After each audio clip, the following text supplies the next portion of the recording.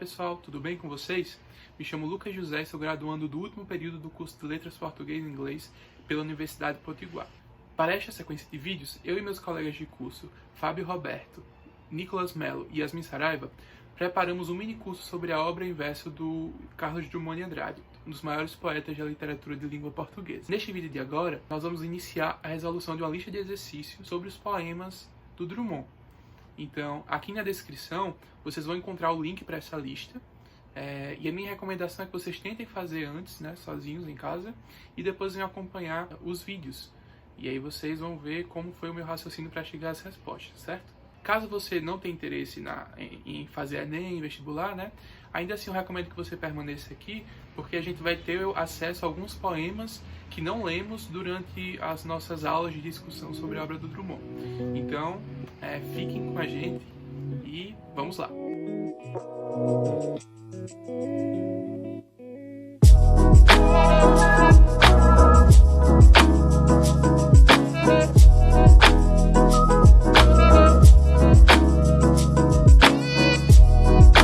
A primeira questão que vocês vão ver aí na lista é uma do Enem, que traz o poema Mãos Dadas.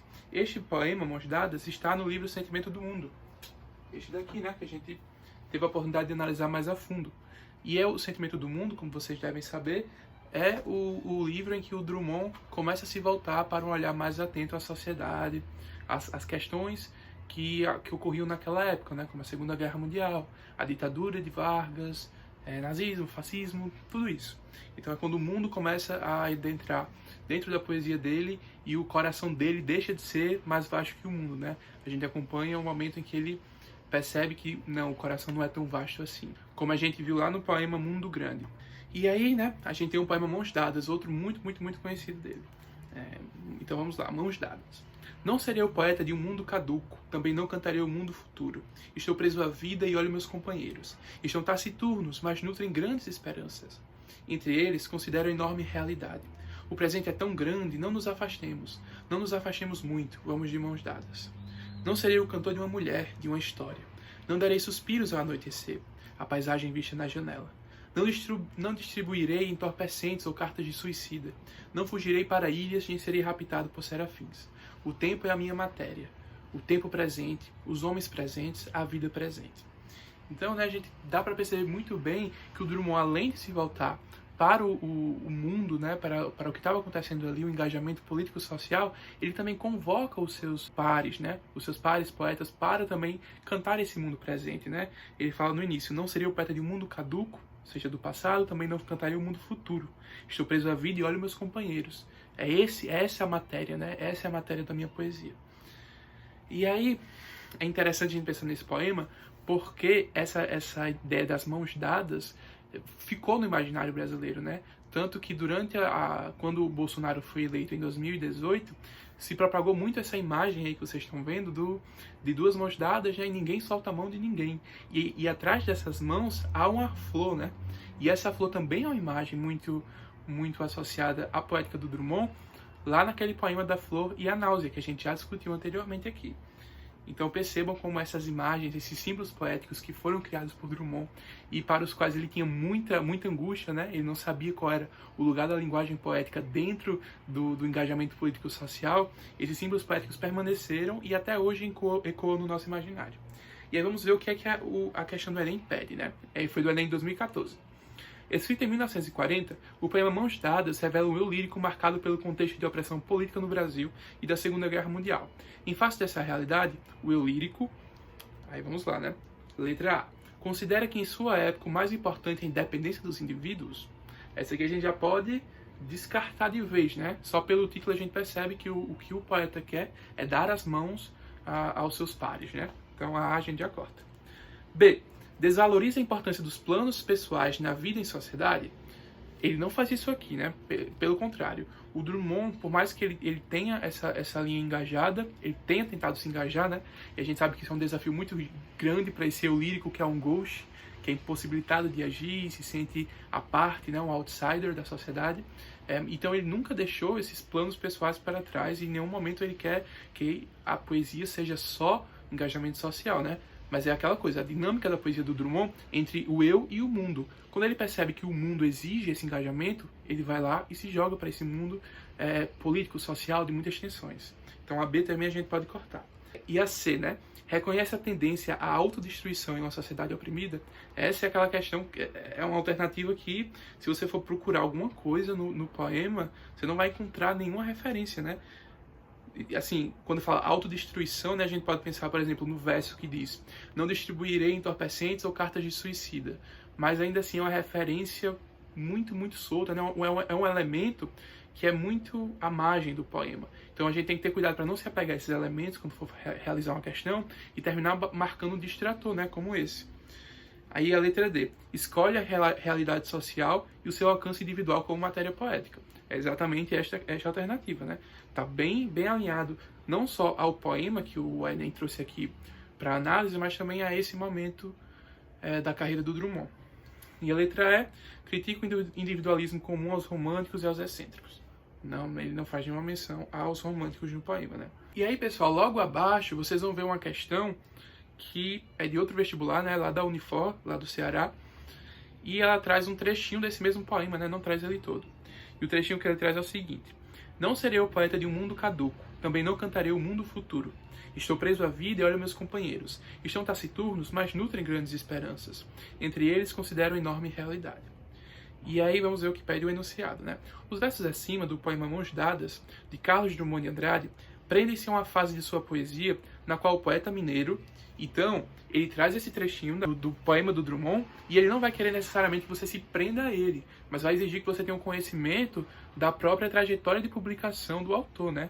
Então é uma questão, esse não é o tipo de questão que você vai ver muito no Enem hoje em dia, né? Que o Enem se prende muito ao texto que ele traz no enunciado. Então, mas é uma questão interessante para a gente refletir sobre o que a gente viu no minicurso. Então vamos lá. Os versos acima do poema Mãos Dadas, de Carlos Drummond de Andrade, prendem-se a uma fase de sua poesia na qual o poeta mineiro A. Promovendo o balanço crítico de sua poesia, aventura-se em novas formas poéticas de caráter experimental? Não. B. Influenciado diretamente por Oswald de Andrade, já não é aqui também, né? A gente já sabe que o Oswald de Andrade é uma influência na poesia do Drummond, né? Na verdade, a primeira fase modernista vai ter uma influência muito grande lá com alguma poesia e Brejo das Almas. Aqui a gente já tem um outro Drummond, né? Aí C. Relativizando a ironia que caracterizava momentos anteriores, certo? Escreve poemas de cunho político e social. Exatamente a letra C. É exatamente o que acontece na trajetória do Drummond nesse momento, né? A partir de 1940, quando ele publica O Sentimento do Mundo. Aí a gente tem aqui a letra D. Desiludido com os rumos do mundo contemporâneo, recolhe-se à intimidade e passa a refletir sobre o absurdo da existência. Essa letra D diz respeito à fase que se inicia com um claro enigma, né? Que está aqui. Claro enigma e lição de coisas. Claro enigma e lição de coisas. Então não é esta, né? Essa aqui seria a fase posterior a essa fase mais social.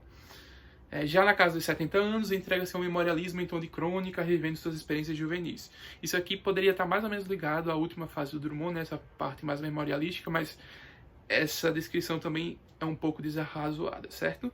Aí a gente passa agora para a questão seguinte, que é lá do vestibular da PUC, do Rio Grande do Sul, e traz um trecho do poema de Sete Faces, né, que a gente analisou na nossa segunda aula profundamente.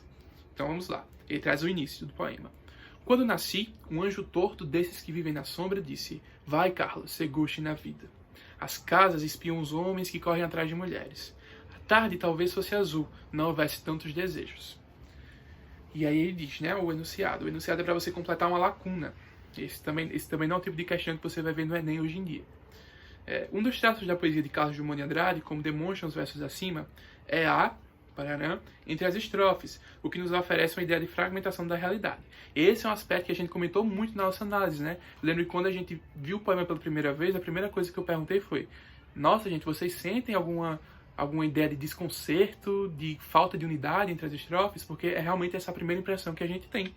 E aí, vamos ver as alternativas, né? Disponibilidade entre as estrofes, carência entre as estrofes, descontinuidade, aí sim, né? Exatamente o que a gente tem. Dá aquela impressão de descontinuidade, é uma primeira leitura, mas quando você se volta a perceber quais são as inflexões que estão ocorrendo ali e como elas se relacionam com a própria construção de personalidade do eu lírico que vem sendo feita, você consegue perceber perfeitamente a linha de unidade que existe ligando essas estrofes. A indagação e dissolução. Essas não. É a letra C mesmo. Essa daí a gente tem uma questão aí, não está aparecendo aqui o nome do vestibular, mas eu acho que é ou da FUVEST ou da Unicamp, que ela é bem mais complicadinha, porque exige que você tenha mais ou menos uma ideia do que acontece em O Sentimento do Mundo, né? Só a leitura dos poemas talvez complique um pouco a resolução da questão. E esses vestibulares lá do Sul, né, como a Unicamp, a FUVEST, do Sudeste, na verdade, eles normalmente têm a listinha de livros, né, que você precisa ler antes. Aqui, por exemplo, eu falo de Natal, né? Aqui a gente não tem mais essa questão da lista lista de livros para o vestibular, porque só o Enem que a gente usa para acessar a universidade. Então, não tem mais isso, infelizmente. O que a questão 13, essa questão aí vai dizer? Considere os versos abaixo dos poemas Sentimento do Mundo e Noturno na Janela do Apartamento, de Carlos Drummond de Andrade, ambos publicados no livro Sentimento do Mundo, né? Esse aqui. O Sentimento do Mundo é o poema que abre, que a gente já analisou também na nossa terceira aula, e o Noturno na Janela do Apartamento é o que encerra esse livro. Então, vamos lá à leitura dos dois, né? Na verdade, o primeiro poema aí, né, o Sentimento do Mundo, não está inteiro, tá só os dois últimos versos. Esse amanhecer mais noite que a noite, que a gente já conversou sobre isso, né? E aí vem o último poema que a gente ainda não tinha lido no nosso curso, que é muito interessante também. Noturno na janela do apartamento. Silencioso cubo de treva, um salto e seria morte. Mas é apenas sob o vento a integração na noite. Nenhum pensamento de infância, nem saudade, nem bom propósito. Somente a contemplação de um mundo enorme e parado. A soma da vida é nula, mas a vida tem tal poder. Na escuridão absoluta, como líquido, circula.